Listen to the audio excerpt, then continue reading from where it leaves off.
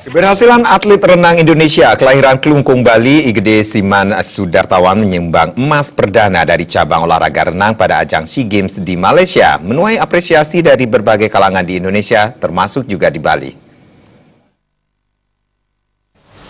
Atlet renang Indonesia Igede Siman Sudartawa berhasil menyumbang emas perdana dari cabang olahraga renang untuk Indonesia setelah memenangi nomor gaya punggung 50 meter dalam SEA Games 2017 di National Aquatic Center Bukit Jalil, Malaysia, Senin 21 Agustus lalu.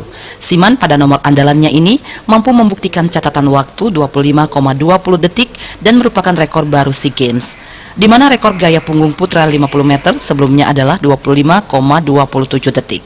Keberhasilan atlet renang Indonesia kelahiran Klungkung, Bali ini pun menuai apresiasi dari berbagai kalangan di Indonesia, termasuk di Bali. Tahu kan ada atlet renang asli kelahiran Bali yang menjuarai Olimpiade di Malaysia. Oh, tahu sekali. Oh, tahu yang dari Bali itu ya. Namanya siapa namanya? Igede Siman. Igede Siman. Ya, Igede Siman. Menurut adik bangga nggak dengan prestasi itu? Sangat bangga sekali. Prestasi tersebut perlu nggak dijadikan contoh oleh generasi muda lainnya untuk terus berkreativitas dan berbuat positif? Kalau contoh sih perlu lah, apalagi itu kan bisa numbuhin lah sikap cinta Indonesia. Apalagi kan kita tahu nih sekarang nih banyak generasi muda yang ya rasis lah antara agama, daerah gitu. Nah itu bisa dijadiin contoh. Biar kita tuh bangga lah, kita tuh sebagai bangsa Indonesia.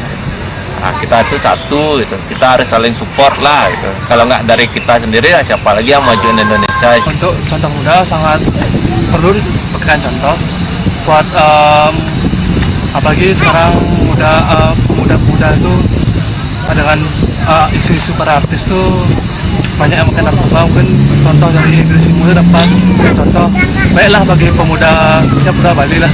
Menurut Pak? Nah, karena Indonesia itu